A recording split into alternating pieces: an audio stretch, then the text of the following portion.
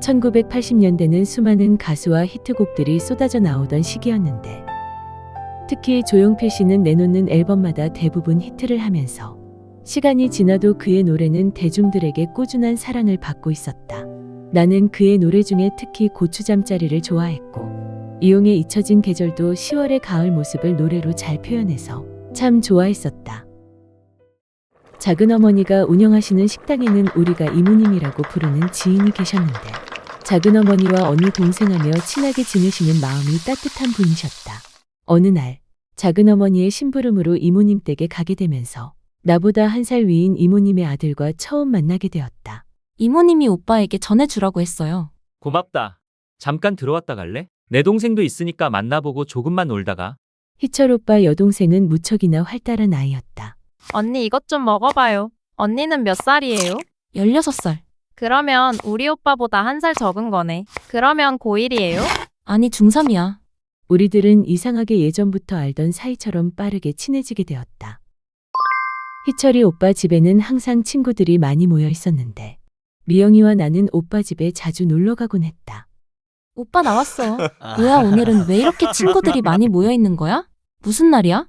아니, 준용이가 오랜만에 와서 다 모였어. 지금까지 보지 못했던 처음 보는 친구가 방 끝에 앉아서 통기타를 치며 2~5의 긴 머리 소녀를 부르는 것이었다. 2~5보다 더 감미롭게 부르고 있었는데, 노래를 부르는 그의 모습이 나는 너무 좋았다. 점잖은 친구였고 말이 별로 없었다. 평소 음악을 좋아하던 나는 그 친구를 볼 때면 내가 먼저 노래를 불러달라고 조르곤 했다. 담배도 불러줘요? 어니언스의 편지도 불러줘요? 그러면 전부 불러주었다.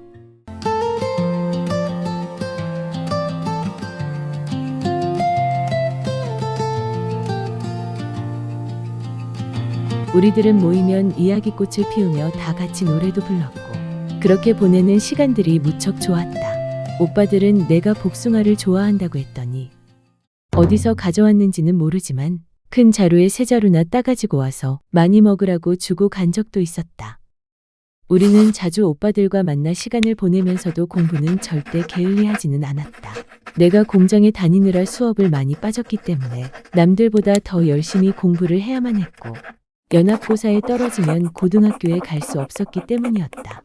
다행히 나와 스멀미영이는 연합고사에 같이 합격을 했고, 야학의 친구들은 산업체 고등학교에 갈 준비들을 하고 있었다. 겨울에 작은아버지 내외부는 시골 큰고모가 편찮으시다고 하루 자고 오신다며 미영아, 집 잘 보고 있어라. 부탁하고 가셨다.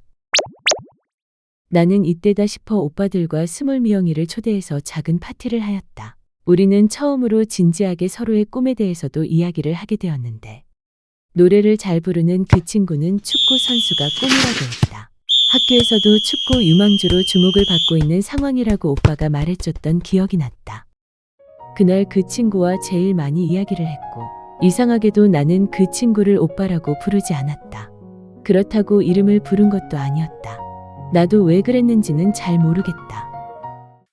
우리는 다음 날 버스를 타고 집에서 가까운 겨울바다를 갔다.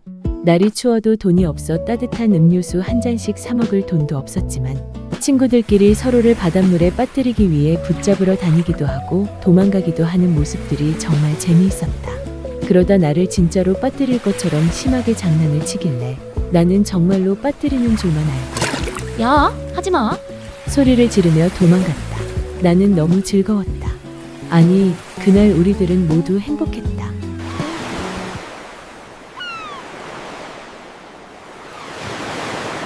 눈이 오는 겨울바다는 마치 그림처럼 아름다웠는데, 비록 눈은 오지 않았지만 우리들이 함께여서인지 바다는 더 아름다웠다. 나는 이 시간이 이대로 영원히 멈추길 바랬다. 어느 날 수업을 마치고 친구들과 교문 앞을 나오고 있었는데, 그 친구가 학교 앞에서 날 기다리고 있었다. 미영아, 너에게 꼭 보여주고 싶은 영화가 있는데 토요일 아침 9시에 영화관 앞에서 만나자. 하면서 먼저 가버렸다. 우리는 영화관에 들어갈 수 없는 나이였기 때문에 무슨 영화를 보여주려고 하는 건지 궁금하면서도 나는 마음이 계속 조마조마하고 불안했다. 어째서인지 그날은 쉽게 들어갈 수 있게 되었다. 영화의 제목은 사관과 신사, 였고 리차드 기어와 데보라 윙거가 주인공이었다. 영화의 야한 장면이 나올 때면 나는 눈을 어디다 둬야 할지 몰라 안절부절하면서도 끝까지 집중하며 감동 깊게 봤는데 영화의 내용도 의미가 있어서 너무 좋았고 주제곡도 참 마음에 들었다. 제목은 업 웨얼 위 빌롱이었고 조 쿠커와 제니퍼 원스가 듀엣으로 부른 곡이다. 나는 영화를 보다 문득 시선이 느껴져서 살짝 옆을 돌아보았고 영화가 아니라 나를 바라보고 있는 준용이를 보았다. 나는 그 모습에 왠지 쑥스러워졌다. 준용이도 마찬가지였는지 우리는 잠시 서로의 눈을 피하며 영화에 집중하는 척을 했다. 영화를 다 보고 집으로 돌아오는 길에도 그는 자신의 속마음을 나에게 말하지 않았지만 나는 그의 마음을 알 수 있었는데 그는 항상 그렇게 표현을 잘하지 않는 사람이었다. 그때 한창 희철 오빠가 스몰미영이를 좋아하고 있었는데 나에게 잠깐 만나서 얘기 좀 하자고 연락이 왔다.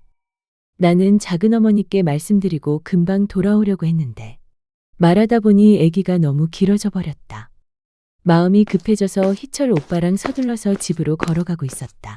그런데 갑자기 자동차 한 대가 우리 앞에 급하게 멈춰서는 것이었다. 눈이 부셔서 처음엔 못 알아봤는데 작은아버지께서 차에서 내리고 계셨다. 나는 순간적으로 두려움이 확 몰려왔고 오빠에게 도망가라는 말도 못한 채 나도 모르게 혼자서 뛰어가 버렸다. 나는 집에 온 뒤 책상에 앉아서 작은아버지께서 돌아오시길 두려운 마음으로 기다리고 있었다. 우리가 나쁜 짓을 한 것도 아닌데 왜 이래야만 하는 건지 작은아버지를 이해할 수가 없었다. 잠시 후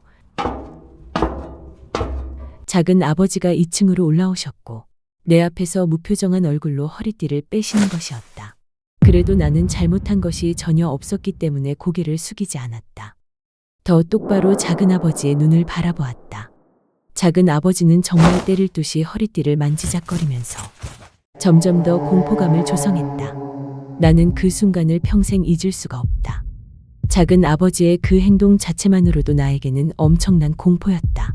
결국 작은아버지는 나를 때리지는 못하셨지만 언젠가는 맞게 될 거라는 공포감에 몸이 부들부들 떨렸다. 나는 너무 무서워서 왜 화가 나셨는지 물어볼 수조차 없었다. 나는 이모님이 걱정되어 다음날 작은어머니의 식당으로 찾아갔다. 그날 내가 도망간 뒤 오빠는 작은아버지에게 죽도록 맞았다고 한다. 내 자식을 때려서도 안 되지만 남의 자식을 그렇게 때린다는 건 절대 있어서는 안 되는 일이었다. 이모님은 서글프게 울고 계셨다.